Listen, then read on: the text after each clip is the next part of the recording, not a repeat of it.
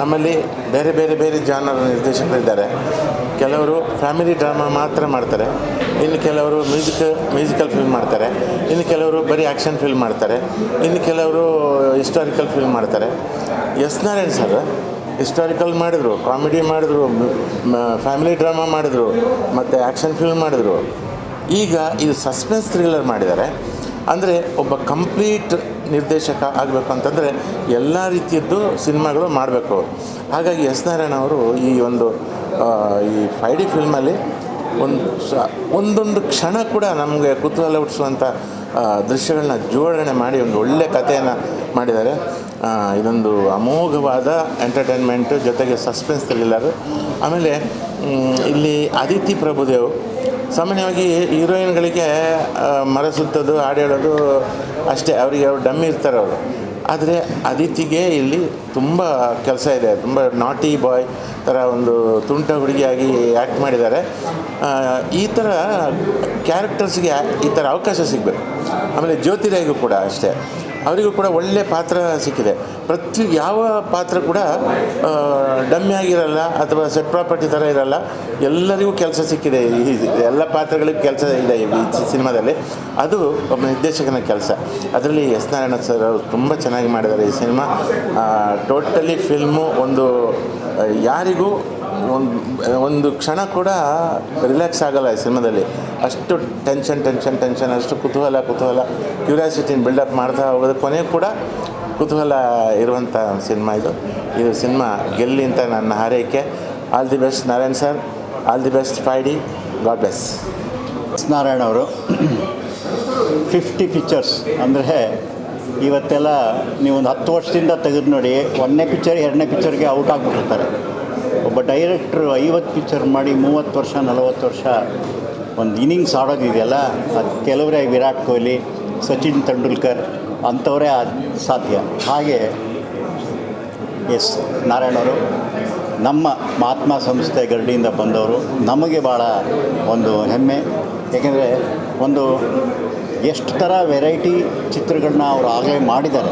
ಅದರಲ್ಲಿ ಇದು ಒಂದು ಭಾಳ ಡಿಫ್ರೆಂಟ್ ಫಿಲಮ್ಮು ಅಂತ ಹೇಳ್ಬೋದು. ಏಕೆಂದರೆ ನಾನು ಜಾಸ್ತಿ ಮಾತಾಡೋದಿಲ್ಲ. ನಾರಾಯಣ್ ನನ್ನ ಜೊತೆಯವರು, ನನ್ನ ಕಂಪ್ನಿಯಲ್ಲಿ ಮಾಡಿದವರು, ನಾವು ಬೇಕಾದಷ್ಟು ಚಿತ್ರ ಜೊತೆಯಲ್ಲಿ ಮಾಡಿದ್ದೀವಿ. ಆದಿ ನನ್ನ ಮಗ. ಈಗ ಒಂದು ಮಲ್ಲಿಗೆ ಹೂವು ಎಲ್ಲಿಟ್ಟರು ವಾಸನೆನ ಮುಚ್ಚಿಡೋಕ್ಕಾಗಲ್ಲ, ಗಂಧದ ಮರನ ಇಟ್ಟರೆ ವಾಸನೆ ಮುಚ್ಚಿಡೋಕ್ಕಾಗಲ್ಲ. ಹಾಗೆ ಆ ಚಿತ್ರ ಅದೇ ಮಾತಾಡುತ್ತೆ. ಫಸ್ಟ್ ಕ್ಲಾಸ್ ಸ್ಕ್ರೀನ್ ಪ್ಲೇ ಮಾಡಿದ್ದಾರೆ. ಟೇಕಿಂಗ್ಸ್ ಎಲ್ಲ ಭಾಳ ಚೆನ್ನಾಗಿದೆ. ನಾರಾಯಣ್ ಅವ್ರ ಪಾತ್ರ ತುಂಬ ಚೆನ್ನಾಗಿ ಮಾಡಿದ್ದಾರೆ. ಏಕೆಂದರೆ ಆ ಪಾತ್ರನ ಕ್ಯಾರಿ ಮಾಡೋದೇ ಭಾಳ ಕಷ್ಟ. ಏಕೆಂದರೆ ಹೀರೋಗೂ ಒಂದು ಎನ್ಕೌಂಟರ್ ಸ್ಪೆಷಲಿಸ್ಟ್ಗೂ ಇರೋ ಒಂದು ಟಗ್ ಆಫ್ ವಾರ್ನ ತುಂಬ ಚೆನ್ನಾಗಿ ಮಾಡಿದ್ದಾರೆ. ಪ್ರತಿಯೊಬ್ಬರೂ ನಮ್ಮ ಕನ್ನಡದಲ್ಲೇ ಇಲ್ಲಿರೋ ಆರ್ಟಿಸ್ಟ್ಗಳೇ. ಏಕೆಂದರೆ ನಾವು ಯಾವಾಗಲೂ ಹೇಳೋದೇ ನಮ್ಮತನ, ನಮ್ಮ ಭಾಷೆ, ನಮ್ಮ ಮಣ್ಣಿನ ವಾಸನೆ ಇರೋ ಸಿನಿಮಾಗಳು ಮಾಡಬೇಕು ನಾವು ಅಂತ. ಅದಕ್ಕೆ ಇದೊಂದು ಒಳ್ಳೆಯ ಉದಾಹರಣೆ. ಎಲ್ಲ ಆ್ಯಕ್ಟ್ರುಗಳು ಇಲ್ಲಿ ನಮ್ಮ ಮಗಂದು 25ನೇ ಸಿನಿಮಾ. ನಾನೇ ನನ್ನ ಮಗನೂ ಇಂಟ್ರಡ್ಯೂಸ್ ಮಾಡಿದ್ದು, ನಾರಾಯಣ್ ನಾನೇ ಇಂಟ್ರಡ್ಯೂಸ್ ಮಾಡಿದ್ದು. ಆದ್ದರಿಂದ ನಮಗೂ ಒಂದು ಹೆಮ್ಮೆ. ನಮ್ಮ ಕಂಪ್ನಿಯಿಂದ ಬಂದವರು 50-25 ಮಾಡಿದ್ದಾರೆ. ಬೇಗ 100 ಮಾಡಲಿ ಅನ್ನೋದೇ ನನ್ನ ಆಸೆ. ಒಳ್ಳೆಯದಾಗಲಿ. ತುಂಬ ಒಳ್ಳೆಯ ಚಿತ್ರ ಮಾಡಿದ್ದಾರೆ. ಎಲ್ಲ ಆ್ಯಕ್ಟ್ರುಗಳು ಅವರ ಪಾತ್ರನ ಪೂರ್ಣವಾಗಿ 100% ಕೊಡುವಂತಾಗೆ ಆ್ಯಕ್ಟ್ ಮಾಡಿದ್ದಾರೆ. ಒಳ್ಳೆಯದಾಗಲಿ. All the best wishes. Good luck Narayan. 50 ಆಗಿದೆ, ಇನ್ನು 100ಕ್ಕೆ ಬಂದುಬಿಡಿ ಬೇಗ. ಇನ್ನೊಂದು ಸೆಂಚುರಿ ಹೊಡಿಬೋದು, ಏನು ಹೊಡಿಲ್ಲ. ನಾನೊಬ್ಬ ಇಂಟರ್ನ್ಯಾಷನಲ್ ಫಿಲ್ಮ್ ಫೆಸ್ಟಿವಲಲ್ಲಿ ಒಬ್ಬ ಗ್ರೀಸಿನ ಡೈರೆಕ್ಟ್ರನ್ನ ಮೀಟ್ ಮಾಡಿದ್ದೆ. 104 ವರ್ಷ 110ನೇ ಪಿಕ್ಚರ್ ಡೈರೆಕ್ಟ್ ಮಾಡಿ ಇಲ್ಲಿ ಫೆಸ್ಟಿವಲ್ಗೆ ಬಂದಿದ್ರು. ನಾನು ಯಾವತ್ತೂ ಅದೇ ಇನ್ಸ್ಪಿರೇಷನ್ ಇಟ್ಕೊಂಡಿರ್ತೀವಿ. ಹುಣಸೆ ಮರ ಯಾವತ್ತೂ ಒಣಗಲ್ಲ, ಅದು ಇದ್ದೇ ಇರುತ್ತೆ. ಎಷ್ಟು ದಿವಸ ಆದರೂ ಅದ್ರ ಹುಳಿ ಹಾಗೆ ಇರುತ್ತೆ ಅಂತ ಹೇಳ್ತಾರಲ್ಲ, ಹಾಗೆ ನಾರಾಯಣ್ ಒಂದು ಎಕ್ಸ್ಪೀರಿಯನ್ಸ್ ಡೈರೆಕ್ಟರ್. ಆದ್ದರಿಂದ ಒಬ್ಬ ಡೈರೆಕ್ಟ್ರಿಗೆ ಎಲ್ಲ ಥರ ಇರಬೇಕು, ಎಲ್ಲ ಜಾನ್ರ್ ಫಿಲಮ್ಮು ಮಾಡಬೇಕು. ಆವಾಗಲೇ ಅವನು ಒಂದು ಕಂಪ್ಲೀಟ್ ಡೈರೆಕ್ಟರ್ ಆಗೋದು. ಸೊ ಅದನ್ನು ಅವರು ಮಾಡಿದ್ದಾರೆ. ಎಂತೆಂಥವ್ರ ಜೊತೆ ಕೆಲಸ ಮಾಡಿದ್ದಾರೆ ಡಾಕ್ಟರ್. ನಮ್ಮ ಆತ್ಮೀಯ ನಿರ್ದೇಶಕರಾದಂಥ ಎಸ್ ನಾರಾಯಣ್ ಅವರ 50ನೇ ಚಿತ್ರ ಇದು ಅಂತ ತಿಳಿದು ಭಾಳ ಖುಷಿಯಾಯಿತು. ಹಾಗೆ ಆದಿತ್ಯ ಅವರ 25ನೇ ಚಿತ್ರ ಅಂತ ತಿಳಿದು ಇನ್ನೂ ಖುಷಿಯಾಯಿತು. ಇಬ್ಬರು ಅದ್ಭುತವಾದಂಥ ಕೆಲಸವನ್ನು ಮಾಡಿದ್ದಾರೆ ಈ ಸಿನಿಮಾದಲ್ಲಿ. ಎಸ್ ನಾರಾಯಣ್ ಅವರು ಅಭಿನಯ ಕೂಡ ಮಾಡಿದ್ದಾರೆ, ನಿರ್ದೇಶನ ಕೂಡ ಮಾಡಿದ್ದಾರೆ. ಎರಡೂ ರೋಲ್ಗಳನ್ನು ಭಾಳ ಅಚ್ಚುಕಟ್ಟಾಗಿ ನಿಭಾಯಿಸಿದ್ದಾರೆ. ನಟರಾಗಿ ಕೂಡ ಮಿಂಚಿದ್ದಾರೆ, ನಿರ್ದೇಶಕರಾಗಿ ಕೂಡ ಮಿಂಚಿದ್ದಾರೆ. ಇಡೀ ಚಿತ್ರ ಕುತೂಹಲಕಾರಿಯಾಗಿ ನೋಡಿಸ್ಕೊಂಡು ಹೋಗುತ್ತೆ. ಪ್ರತಿ ಕ್ಷಣವೂ ಎಡ್ಜ್ ಆಫ್ ದಿ ಸೀಟ್ ಅನುಭವ ಕೊಡುತ್ತೆ. ಏನಾಗುತ್ತೆ ಮುಂದೆ, ಹೆಂಗಾಗುತ್ತೆ ಅಂತ ಕುತೂಹಲ ಹೆಚ್ಚಾಗುವ ಹಾಗೆ ಕಥೆಯನ್ನು ಭಾಳ ಟೈಟಾಗಿ ನರೇಷನ್ ಮಾಡಿ ಭಾಳ ಬ್ಯೂಟಿಫುಲ್ಲಾಗಿ ಸಿನಿಮಾ ಮಾಡಿದ್ದಾರೆ. ಇಂಥ ಸಿನಿಮಾಗಳಿಗೆ ಪ್ರೋತ್ಸಾಹ ಸಿಗಲೇಬೇಕು. ಕನ್ನಡದ ಪ್ರೇಕ್ಷಕರು ಥಿಯೇಟ್ರಿಗೆ ಬಂದು ಇಂಥ ಸಿನಿಮಾಗಳನ್ನು ನೋಡಿ ಎನ್ಕರೇಜ್ ಮಾಡಬೇಕು. ದಯವಿಟ್ಟು ಎಲ್ಲರೂ ಥಿಯೇಟ್ರಿಗೆ ಬಂದು ಇಂಥ ಅದ್ಭುತವಾದ ಸಿನಿಮಾಗಳನ್ನು ನೋಡಿ ಕನ್ನಡ ಚಿತ್ರರಂಗನ ಉಳಿಸಿ ಅಂತ ಕೇಳ್ಕೊಳ್ತೀನಿ. I wish S Narayan all the best. I wish Aditya all the best. ಇಡೀ 5D ತಂಡಕ್ಕೆ ನಾನು ವಿಶೇಷವಾಗಿ ಅಭಿನಂದನೆಗಳನ್ನು ಹೇಳೋಕ್ಕೆ ಇಷ್ಟಪಡ್ತೀನಿ. Thank you. ಎಲ್ರಿಗೂ ನಮಸ್ಕಾರ. ಭಾಳ ಖುಷಿ ಆಗ್ತದೆ. ಹೇಳಂತಾರೆ ದೊಡ್ಡನಲ್ಲ, ಸುಮ್ಮನೆ ಸಾರು ಕರೆದ್ರು ನೋಡೋಕೆ ಬಂದಿದ್ದೀನಿ. ಏನೇ ವಿಷಯ ಇದ್ದರೂ ಅಣ್ಣ ಮಾತಾಡ್ತಾರೆ ಅಷ್ಟೇ. ಅಣ್ಣ ಮಾತಾಡಿ ಅಣ್ಣ. ಎಲ್ರಿಗೂ ನಮಸ್ಕಾರ. 5D ಇಂದಾಗ ನಮಗೇನೋ ಒಂಥರ ವಿಭಿನ್ನವಾದ ಟೈಟ್ಲ್ ಇತ್ತು. 5 ಜನ ವಿಧವಾಗಿ ಎಲ್ಲರನ್ನೂ ಒಂದು ಮರ್ಡರ್ ಮಿಸ್ಟ್ರಿ ತುಂಬ ಚೆನ್ನಾಗಿ ಮಾಡಿದ್ದಾರೆ. ನಾರಾಯಣವರು ಒಂದು 50ನೇ ಸಿನಿಮಾ ಅದ್ಭುತ ಮಾಡಿದ್ದಾರೆ. ನಾರಾಯಣವರು ಕಾಮಿಡಿ ಪಾತ್ರಗಳನ್ನ ಮಾಡಿದ್ದು ನೋಡಿದೆ. ಸೀರಿಯಸ್ಸಾಗಿ ಒಂದು ಆಫೀಸರ್ ಪಾತ್ರ ಮಾಡಿದರೆ ಇದು ವಿಭಿನ್ನ ಅಂತ ಹೇಳೋಕ್ಕೆ ಇಷ್ಟಪಡ್ತೀನಿ. ಕತೆ ಚಿತ್ರಕಥೆ ಅದ್ಭುತವಾಗಿ ಮಾಡಿದ್ದಾರೆ. ಒಳ್ಳೆಯದಲ್ಲಿ ಆಲ್ ದ ಬೆಸ್ಟ್ ಅಂತ. Thank you. ಈ ಚಿತ್ರ ನನ್ನ ಶಿಷ್ಯ ನಾರಾಯಣರವರ 50ನೇ ಚಿತ್ರ. ಇದರ ನಾಯಕ 25 ಚಿತ್ರಗಳು ಮಾಡಿದ್ದಾರೆ. Hero 25, director 50. ಇನ್ನೊಂದೇನದು, ಈ 50ಗಳು ಮಾಡಿದ್ದೀವಲ್ಲ ಅದರ ಸಂಖ್ಯೆ ಸ್ವಲ್ಪ ಜಾಸ್ತಿ ಜನ ಮಾಡ್ದಂಗಿಲ್ಲ ಅಂತ ನನಗೆ ಈಗ ತಾನೇ ಕಿವಿಲಿ ಯಾರೋ ಹೇಳಿದ್ರು. ಅಂದರೆ ಏನಂದರೆ, ಒಂದು ವಿಜಯ್ ರೆಡ್ಡಿ ಅಂತಾರೆ ಅಥವಾ ವಿಜಯ್ ಹಾಕೋದು, ಅವರು 50 ಸಿನಿಮಾ ಮಾಡಿದ್ದಾರೆ. ಆಮೇಲೆ ನಾನು 50 ಸಿನಿಮಾ ಮಾಡಿದ್ದೀನಿ. ನನ್ನ ಶಿಷ್ಯ ನಾರಾಯಣ್ ಇದ್ದಾರಲ್ಲ, ಅವರು 50 ಮಾಡಿದ್ದಾರೆ. ಅಂದರೆ ನಾವು 3 ಜನನೂ ಕೂಡ ಒಂಥರ ಹೇಳೋದಾದರೆ ಗುರು ಶಿಷ್ಯ ಪರಂಪರೆ. ನಾನು ಕೂಡ ವಿಜಯ್ ರೆಡ್ಡಿ ನಮ್ಮ ಗುರುಗಳಾಗಿದ್ದರು. ಅವ್ರ ಜೊತೆ ನಾನಿನ್ನ ಮರೆಯಲಾರೆ ಸಿನಿಮಾ ಮಾಡಿದ್ದೆ. ಆಮೇಲೆ ಕೌಬಾಯ್ ಕುಳ್ಳ ಮಾಡಿದ್ದೆ. ಆಮೇಲೆ ಕೋರ್ಸ್ ನನ್ನ ನಂತರ ನನ್ನ ಜೊತೆಲಿ ನಮ್ಮ ನಾರಾಯಣ್ ಅವರು ಕ್ಲ್ಯಾಪ್ ಬೋರ್ಡಿಂದ ಬಂದವರು. ಅವರು ಇವತ್ತೊಂದು ದಿವಸ 50 ಸಿನಿಮಾ ಮಾಡಿದ್ದಾರೆ. 50 ಸಿನಿಮಾಗೂ ಬಹಳ ಅತ್ಯುತ್ತಮವಾದ ಚಿತ್ರಗಳನ್ನ ಮಾಡಿದ್ದಾರೆ. ನನಗೆ ಬಹಳ ಇಷ್ಟವಾಗಿದ್ದ ಚಿತ್ರಗಳು ಕೂಡ ಅಂತಲೇ ಹೇಳ್ಬೋದು. ನಾವು ಇಂಡಸ್ಟ್ರಿನಲ್ಲಿ ಸರ್ವೈವ್ ಅಥವಾ ಒಂದು ಇಂಡಸ್ಟ್ರಿನಲ್ಲಿ ನಾವು ಗುರುತಿಸ್ಕೊಂಡಿದ್ದೀವಿ ಅಂತ ಹೇಳಿದ್ರೆ it is definitely because of S Narayan sir ಅವರ ಒಂದು ಗರಡಿನಲ್ಲಿ ಬೆಳೆದಿದ್ದಕ್ಕೆ, ಅವರ ಒಂದು ಡಿಸಿಪ್ಲಿನ್ನ ನಾವು ಪ್ರಾಕ್ಟೀಸ್ ಮಾಡಿದ್ದಕ್ಕೆ ಅಂತ ಹೇಳೋಕ್ಕೆ ತುಂಬಾ ಹೆಮ್ಮೆ ಆಗುತ್ತೆ. ಇವತ್ತು 5D ಚಿತ್ರ ನೋಡೋಕ್ಕೆ ಬಂದಿದ್ದಾಗ ಫಸ್ಟು 5D ಬಗ್ಗೆ ಏನೂ ಅಸಂಪ್ಷನ್ಸ್ ಮಾಡ್ಕೊಳ್ಳೋಕ್ಕೆ ಕಷ್ಟ. ಇದು ಯಾವ ಜಾನರ್ ಸಿನಿಮಾ ಅಥವಾ ಒಂದು ಸಸ್ಪೆನ್ಸ್ ಥ್ರಿಲ್ಲರ ಅಥವಾ ಯಾವುದು ಲವ್ ಸಿನಿಮಾನ ಆ ಥರ ಎಲ್ಲೂ ಒಂದು ಗುಟ್ಟು ಬಿಟ್ಕೊಟ್ಟಿಲ್ಲ. ಆದರೆ ಈ ಸಿನಿಮಾನ ನೋಡ್ತಾ ಇದ್ದಾಗ ಸ್ಟಾರ್ಟ್ ಆದಾಗಿಂದ ಎಂಡ್ವರೆಗೂ, ಫಸ್ಟ್ ಹಾಫಿಂದ ಸೆಕೆಂಡ್ ಹಾಫ್ವರೆಗೂ ತುಂಬಾ ಗಟ್ಟಿಯಾಗಿರುವಂಥ ಒಂದು ಸ್ಕ್ರೀನ್ ಪ್ಲೇನ ಪ್ಲೇ ಮಾಡ್ಕೊಂಡು ಹೋಗಿದ್ದಾರೆ. ಎಲ್ಲೂ ಅನ್ವಾಂಟೆಡ್ ಆಗಿ ಅನ್ನೆಸೆಸರಿಯಾಗಿ ಈ ಒಂದು ಡೈಲಾಗ್ ಹೇಳಿಸಿದ್ರೆ ಒಂದು ಕಾಮಿಡಿ ವರ್ಕ್ ಆಗುತ್ತೆ ಅಥವಾ ಈ ಥರ ಒಂದು ಹಾಡು ಹಾಕಿದ್ರೆ ಒಂದು ಸಿಚುಯೇಷ್ನಲ್ ಒಂದು ಸಾಂಗ್ ಇದಾಗುತ್ತೆ ಅಂತ ಖಂಡಿತವಾಗ್ಲೂ ಆ ಥರ ಯಾವುದೋ ಒಂದು ಮಾಡಿದೆ. ತುಂಬ ನೀಟ್ ಸ್ಕ್ರೀನ್ ಪ್ಲೇ ಮಾಡ್ಕೊಂಡು ಹೋಗಿ ಆ್ಯಂಡ್ ಎಲ್ಲರಿಗೂ ತುಂಬ ಸರ್ಪ್ರೈಸಿಂಗ್ ಎಲಿಮೆಂಟ್ ಏನಂತ ಹೇಳಿದ್ರೆ, ಒಂದು ಇಂಟರ್ವೆಲ್ ಬ್ಯಾಂಗಲ್ ಬರುವಂಥ ಒಂದು ಟ್ವಿಸ್ಟ್, ಅದು ಯಾರೂ ಎಕ್ಸ್ಪೆಕ್ಟ್ ಕೂಡ ಮಾಡಿರಲ್ಲ. ತಾಯಿನೇ ಕೂಡ ಅಷ್ಟು ಸಿಂಪಲ್ ಆಗಿ ಇನ್ನೋಸೆಂಟ್ ಆಗಿರೋವಂಥ ಒಂದು ತಾಯಿನೂ ಕೂಡ ಇಂಥ ಒಂದು ಕೆಲಸಕ್ಕೆ ಒಂದು ಕೈ ಹಾಕೋಕ್ಕೆ ಸಾಧ್ಯನಾ ಅಂತ ಒಂದು ಕ್ವೆಶ್ಚನ್ ಮಾರ್ಕ್. ಅದು ಯಾಕೆ ಅನ್ನೋದನ್ನು ನಮಗೆ ಕ್ಲೈಮ್ಯಾಕ್ಸಲ್ಲಿ ರಿವೀಲ್ ಮಾಡೋದು. ಯೂಶಲಿ ಎಲ್ಲರೂ ಹೇಳ್ತೀವಿ ನಮಗೇನೋ ರಕ್ತದಾನ, ಮಹಾದಾನ, ಶ್ರೇಷ್ಠ ದಾನ. ಹೌದು, ನಾವು ಕೂಡ ಅಷ್ಟೇ ರಕ್ತದಾನ ಮಾಡಿದೊಂದು ಅಷ್ಟು ಜನಕ್ಕೆ ನಾವು ಲೈಫ್ನ ಸೇವ್ ಮಾಡಬೇಕು ಅಂತ ಒಂದು ಇಂಟೆನ್ಷನ್ಸಿಂದ ಮಾಡ್ಕೊಂಡು ಹೋಗ್ತಾ ಇರ್ತೀವಿ.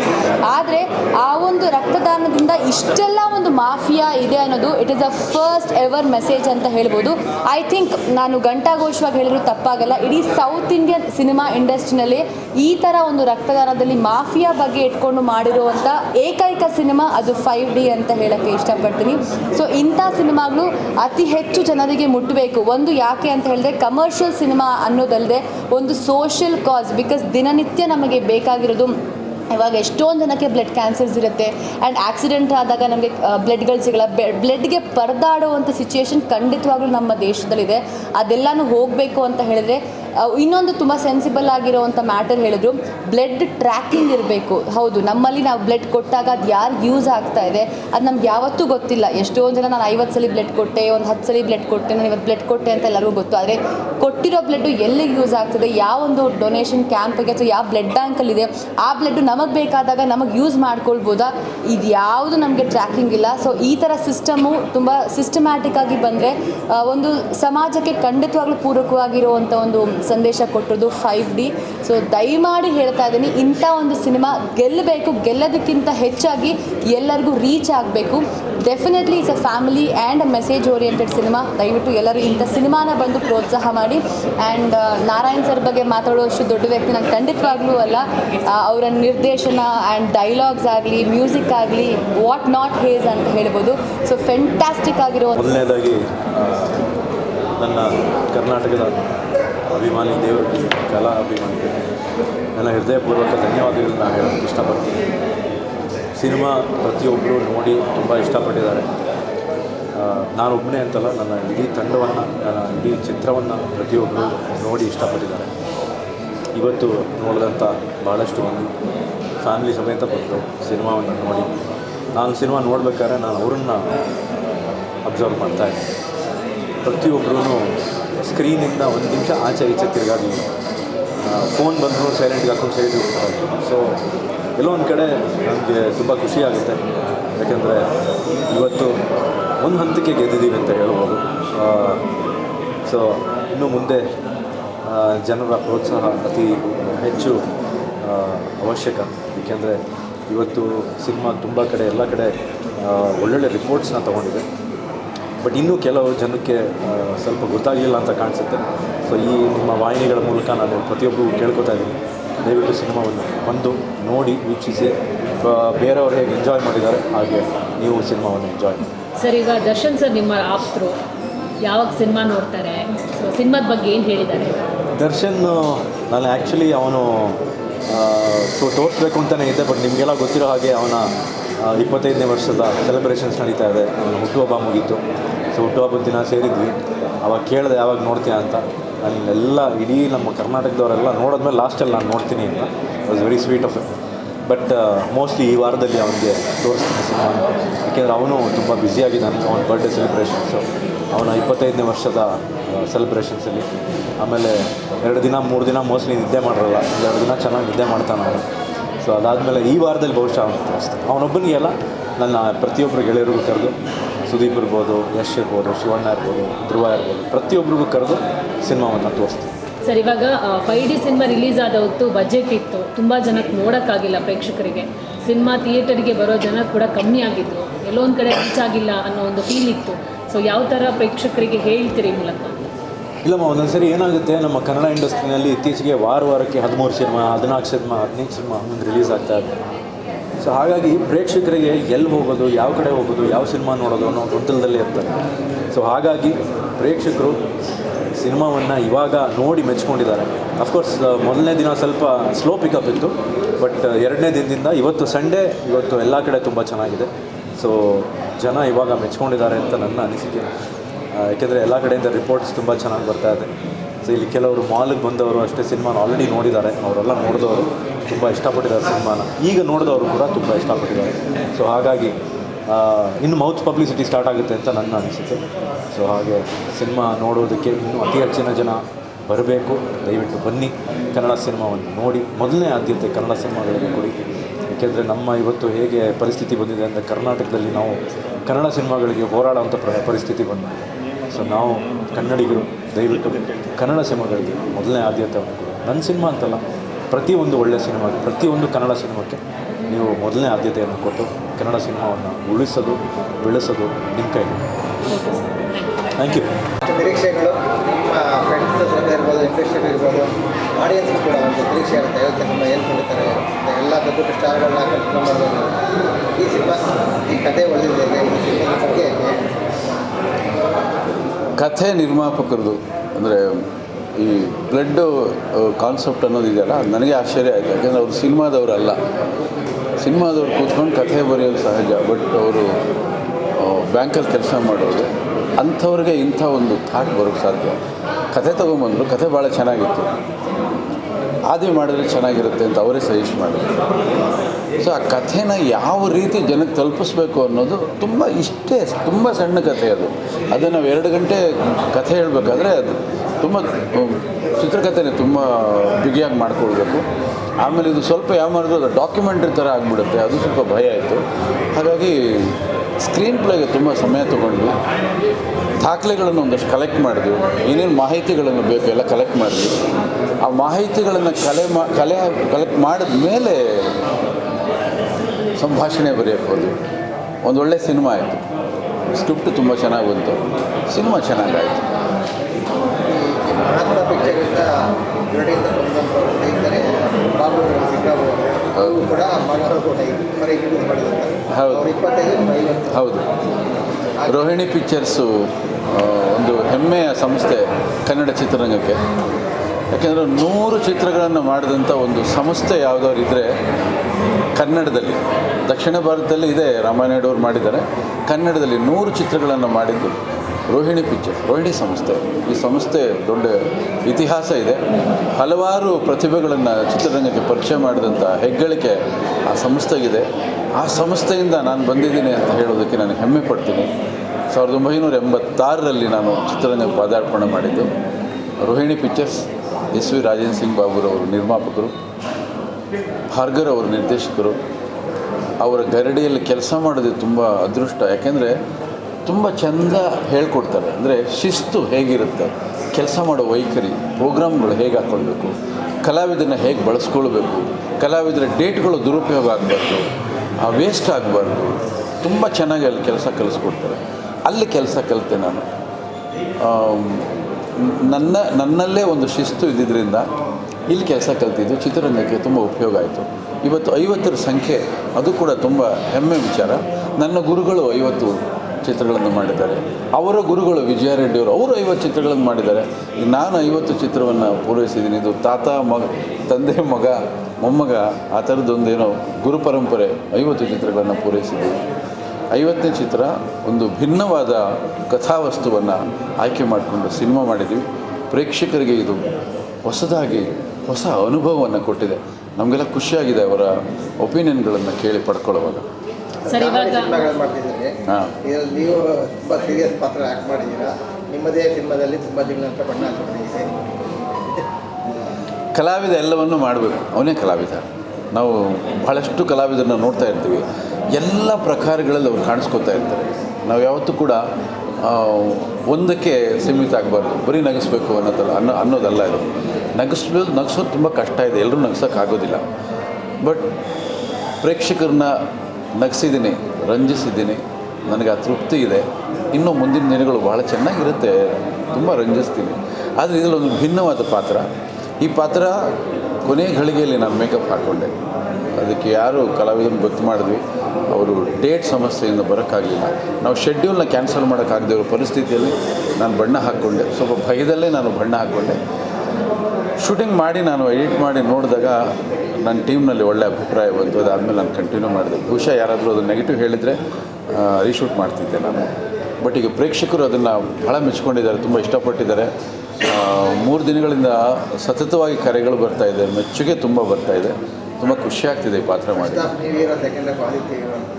ಕಥೆ ಹೀರೋ ಇದು. ಯಾಕೆಂದರೆ ಭಾರತ ಚಿತ್ರರಂಗದ ಇತಿಹಾಸದಲ್ಲಿ ಈ ಥರದೊಂದು ವಸ್ತುನ ಇಟ್ಕೊಂಡು ಯಾರೂ ಸಿನಿಮಾ ಮಾಡಿಲ್ಲ. ಇದು ಸಿನಿಮಾ ಕಥೆ ಅಲ್ಲ, ಇದು ಪ್ರತಿಯೊಬ್ಬರಿಗೊಂದು ಎಚ್ಚರಿಕೆ ಗಂಟೆ. ನಾವಿಲ್ಲಿ ಹೇಳಕ್ಕೆ ಹೊರಟಿರೋದು ಅಷ್ಟೇ, ಇಲ್ಲಿ ಏನೂ ದೊಡ್ಡ ವೈಭವೀಕರಣ ಅಲ್ಲ. ತುಂಬ ಹುಷಾರಾಗಿರಬೇಕು. ಬ್ಲಡ್ ಅನ್ನೋದು ನಮ್ಮ ದೇಹದಲ್ಲಿ ಭಾಳ ಸೂಕ್ಷ್ಮವಾದಂಥ ಒಂದು. ಬ್ಲಡ್ ಹೋಯ್ತು ಅಂದರೆ ಜೀವ ಹೊರಟೋಗುತ್ತೆ. ಬ್ಲಡ್ಗೋಸ್ಕರ ಅಲಿತಾ ಇರ್ತೀವಿ. ಕೆಲವು ಗ್ರೂಪ್ ಬ್ಲಡ್ಗಳೇ ಸಿಗೋದಿಲ್ಲ. ಆದರೆ ಅಂಥ ಬ್ಲಡ್ಗಳ ಹಿಂದೆ ದೊಡ್ಡ ದಂಧೆ ನಡೀತಾ ಇದೆ ಅನ್ನೋದೇ ಈ ಚಿತ್ರದ ಹೈಲೈಟ್ ಅದು. ಹಾಗಾಗಿ ಪ್ರೇಕ್ಷಕರು ಎಚ್ಚೆತ್ಕೊಳ್ಬೇಕು. ಹೇಗೆ ನಾವು ಕೊಡ್ತಕ್ಕಂಥ ರಕ್ತವನ್ನು ಹೇಗೆ ನಾವು ರಕ್ಷಣೆ ಮಾಡಬೇಕು, ಆ ಮಾಹಿತಿನ ಹೇಗೆ ಕಲೆ ಹಾಕಬೇಕು ಅನ್ನೋದನ್ನು ಹೇಳೋದೇ ಫೈಲ್ಡಿ. ಎಲ್ರಿಗೂ ನಮಸ್ಕಾರ. ಎಸ್ ನಾರಾಯಣ್ ಸರ್ ಕನ್ನಡ ಚಿತ್ರರಂಗಕ್ಕೆ ತುಂಬ ಅದ್ಭುತವಾದ ಸಿನಿಮಾಗಳನ್ನ ಕೊಟ್ಟಿರುವಂಥ ನಿರ್ದೇಶಕರು. ಅವ್ರ ಸಿನಿಮಾಗಳನ್ನು ನೋಡಿಕೊಂಡು ಬೆಳೆದವರು ನಾವೆಲ್ಲ. ಭಾಳ ವರ್ಷಗಳ ನಂತರ ಅವರು 50ನೇ ಸಿನಿಮಾದ ಮೂಲಕ ಕಮ್ಬ್ಯಾಕ್ ಮಾಡಿದ್ದಾರೆ. ಮತ್ತು ನಮ್ಮ ಆದಿತ್ಯ ಅವರು ಆ ಸಿನಿಮಾದಲ್ಲಿ ಹೀರೋ ಆಗಿ ನಟಿಸಿದ್ದಾರೆ. 5D ಒಂದು ಥ್ರಿಲ್ಲರ್ ಸಿನಿಮಾ, ತುಂಬ ಎಂಗೇಜಿಂಗ್ ಆಗಿದೆ. ಕತೆ ಸ್ವಲ್ಪ ಬೇರೆ ಥರದ್ದು. ಎಸ್ ನಾರಾಯಣವರು ಅವರ ಹಿರಿಯರಿನಲ್ಲಿ ಈ ಥರದ್ದೊಂದು ಸಿನಿಮಾ ಮಾಡಿರಲಿಲ್ಲ. ಆ ಥರದ್ದೊಂದು ಹೊಸ ರೀತಿಯ ಸಿನಿಮಾನ ಅಟೆಂಪ್ಟ್ ಮಾಡಿದ್ದಾರೆ.